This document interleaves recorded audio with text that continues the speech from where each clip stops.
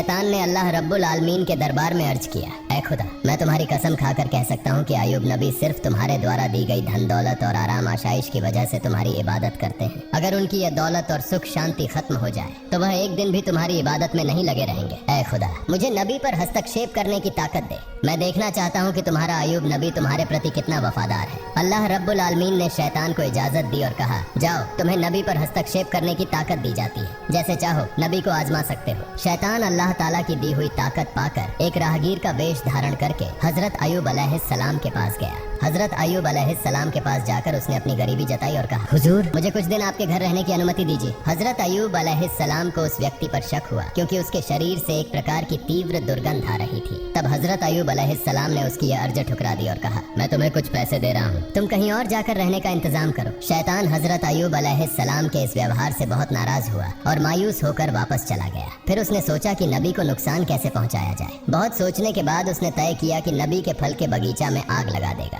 जैसा सोचा वैसा किया। एक दिन शैतान ने नबी के फल के बगीचा में जाकर आग लगा दी। शैतान द्वारा लगाई गई आग में कई फल के बगीचा जलकर राख हो गए। बगीचा के कर्मचारी दौड़कर नबी के पास यह खबर देने पहुंचे। उनसे यह समाचार सुनकर हजरत अय्यूब अलैहिस्सलाम ने कहा, अल्हम्दुलिल्लाह, अल्लाह का दिया हुआ माल अल्लाह ने वापस ले लिया, इसमें मेरे चिंतित होने की कोई वजह नहीं है। शैतान ने जब देखा कि हजरत अय्यूब अलैहिस्सलाम फल के बगीचा नष्ट होने के बाद भी जरा सा भी विचलित नहीं हुए तो उसके दिल में जलन बढ़ गई। फिर उसने दोबारा सोचना शुरू किया कि नबी को और किस तरह से नुकसान पहुंचाया जाए। अगले दिन शैतान नबी के अस्तबल में गया और वहां आग लगा दी। आग तूफान की तरह फैल गई, जिससे सारे जानवर जलकर मर गए और कुछ गडेरिये भी आग में झुलसकर मर गए। बाकी गडेरिये यह खबर तुरंत नबी के पास लेकर पहुंचे। यह खबर सुनकर हजरत अय्यूब अलैहिस्सलाम ने नमाज की नियत की और कहा, अल्लाह का दिया हुआ माल अल्लाह ने वापस ले लिया, इसमें मुझे विचलित होने की कोई जरूरत नहीं है। शैतान ने जब देखा कि इतनी बड़ी घटना के बाद भी नबी जरा भी परेशान नहीं हुए तो उसके दिल में और ज्यादा जलन पैदा हुई। अब उसने नबी को और बड़ा नुकसान पहुंचाने का इरादा किया।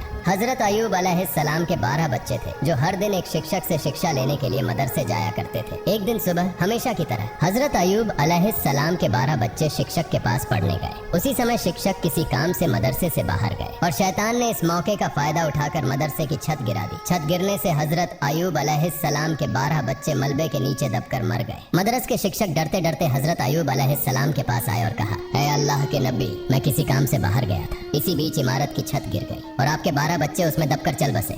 यह सुनकर हजरत अय्यूब अलैहिस्सलाम ने कहा, सुभान अल्लाह, अल्हम्दुलिल्लाह, ला इलाहा इल्लल्लाह, अल्लाहु अकबर, अल्लाह का दिया हुआ माल अल्लाह ने वापस ले लिया, इसमें मुझे विचलित होने की कोई जरूरत नहीं है। शैतान ने जब देखा कि बच्चों की मौत के बाद भी हजरत अय्यूब अलैहिस्सलाम की ईमानदारी और अल्लाह पर विश्वास में कोई कमी नहीं आई तो वह जल भुनकर राख हो गया। अब वह और बड़ी हानि पहुंचाने की सोचने लगा। इसी दौरान हजरत अय्यूब अलैहिस्सलाम के दुश्मन नबी की इस कठिन परीक्षा को देखकर बेहद खुश हो रहे थे। नबी के नौकर चाकर और कर्मचारी नबी की इस दयनीय स्थिति को देखकर जहां जहां मौका मिला चले गए। नबी का घर, बागान, अस्तबल सब कुछ खाली और सुनसान हो गया। इस मौके का फायदा उठाकर दुश्मनों ने नबी की संपत्ति लूटना शुरू कर दिया। उन्होंने टूटे फूटे घर की सारी चीजें अपने कब्जे में ले ली। बागान में बचा हुआ फल और फसल लूटने के लिए उनके बीच झगड़े शुरू हो गए। सिर्फ एक हफ्ते के भीतर हजरत अय्यूब अलैहिस्सलाम की सारी आराम आशाइश, संतानें और संपत्ति खत्म हो गई। हजरत अय्यूब अलैहिस्सलाम की 4 पत्नियां थीं।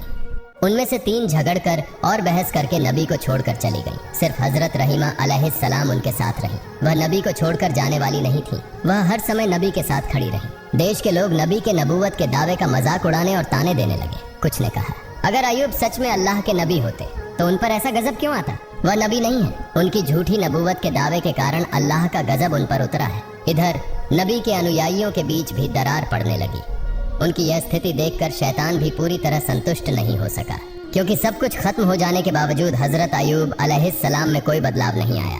वह अपने इबादत खाने में पहले की तरह पूरी तल्लीनता से इबादत कर रहे थे, जैसे उन्हें अपने आसपास हुई तबाही की कोई खबर ही न हो।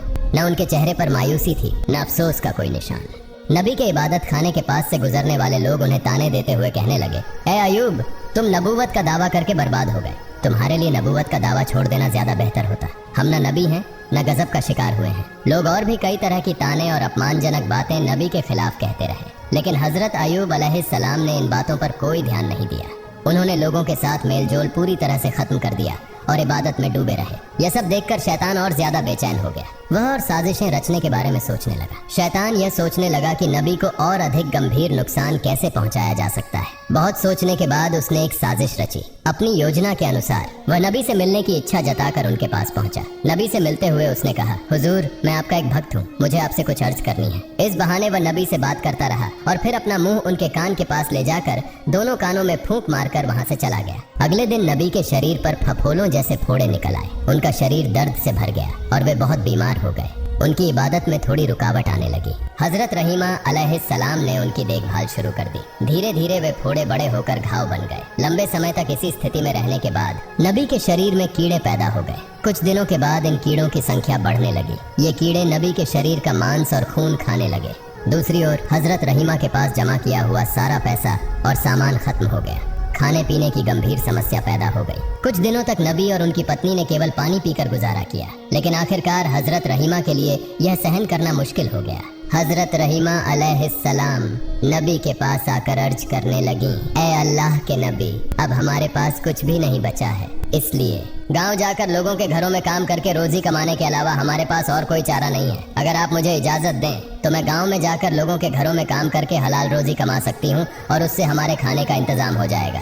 हजरत अयूब अलैहिस्सलाम अपनी पत्नी रहीमा की बात सुनकर बहुत देर तक रोते रहे। फिर उन्होंने कहा, रहीमा, मेरा इरादा तुम्हें तकलीफ देने का कभी नहीं था, लेकिन मैं बहुत बीमार हूँ और मजबूरी में तुम्हें इजाजत दे रहा हूँ। तुम जाओ और लोगों के घरों में काम करो ताकि कुछ हलाल रोजी कमा सके। नबी की इजाजत पाकर हजरत रहीमा ने गांव में लोगों के घरों में काम करना शुरू कर दिया। दूसरी ओर गांव वाले जब हजरत अयूब अलैहिस्सलाम के शरीर की स्थिति देखते तो बहुत भयभीत हो जाते। उनके शरीर से उठने वाली दुर्गंध से लोग घृणा महसूस करने लगते और उनके शरीर में सिहरन सी होने लगती। इसके अलावा नबी के शरीर से उठने वाली सड़ी मांस की गंध से लोग परेशान हो गए। एक दिन गांव वाले हजरत अयूब अलैहिस्सलाम के पास आए और बोले, ए अयूब, तुम तुरंत हमारा गांव छोड़कर कहीं और चले जाओ। अगर ऐसा नहीं किया तो हम तुम्हें यहाँ से जबरदस्ती निकाल देंगे। उस समय हजरत अयूब अलैहिस्सलाम के साथ केवल 3 लोग थे, उनकी पत्नी हजरत रहीमा अलैहिस्सलाम और उनके 2 शागिर्द। ये दोनों शागिर्द हमेशा नबी की देखभाल और सेवा में लगे रहते थे। गांव वालों के लगातार दबाव के कारण शागिर्दों ने हजरत अयूब अलैहिस्सलाम को दूसरे गांव ले जाने का फैसला किया।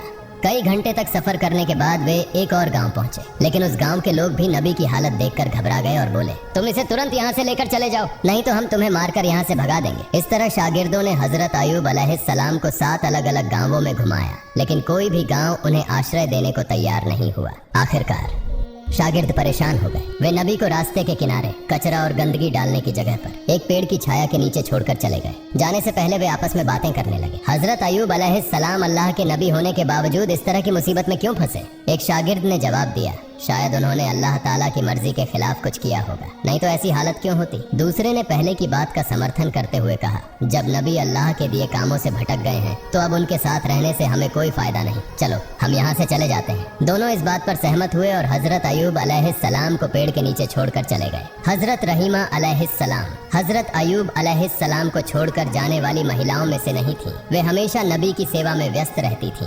दिन के कुछ समय में वह लोगों के घरों में नौकरानी का काम करती और जो थोड़ा बहुत कमा पाती उससे अपने पति के लिए दवा और भोजन का इंतजाम करती थी। इस तरह समय बीतता रहा। हजरत अयूब अलैहिस्सलाम के शरीर से कभी कुछ कीड़े मर जाते तो कभी नए कीड़े पैदा हो जाते। उनके शरीर पर कीड़ों की संख्या लगातार बढ़ती ही जा रही थी। उनके शरीर पर अब केवल हड्डियां और थोड़ा सा मांस ही बचा था। एक दिन उनके शरीर से कुछ कीड़े गिरकर जमीन पर आ गए। तब हजरत अयूब अलैहिस्सलाम ने अपनी पत्नी रहीमा अलैहिस्सलाम को बुलाकर कहा, रहीमा, इंसान मिट्टी से बना है और मरने के बाद उसका शरीर फिर मिट्टी में बदल जाता है। अगर मेरे शरीर का मांस और खून अल्लाह के इन कीड़ों की भूख मिटाने में काम आ रहा है तो इसमें कोई आपत्ति नहीं होनी चाहिए। कम से कम इससे इन्हें भोजन मिल रहा है। जो कीड़े मेरे शरीर से गिरे उन्हें वापस उठाकर मेरे शरीर पर रख दो ताकि उन्हें अपना भोजन पूरा मिल सके। हजरत रहीमा अलैहिस्सलाम ने अपने पति के आदेश का पालन किया और गिरे हुए कीड़ों को उठाकर फिर से उनके शरीर पर लगा दिया। एक दिन हजरत रहीमा अलैहिस्सलाम गांव गईं, लेकिन उन्हें कोई काम नहीं मिला। इस वजह से वे बहुत चिंतित हो गईं। उनके मन में बार बार यह सवाल उठ रहा था कि आज वे अपने पति को खाना कैसे खिलाएंगी। उन्होंने पूरे गांव में काम ढूंढने के लिए बहुत कोशिश की, लेकिन कहीं भी उन्हें काम नहीं मिला।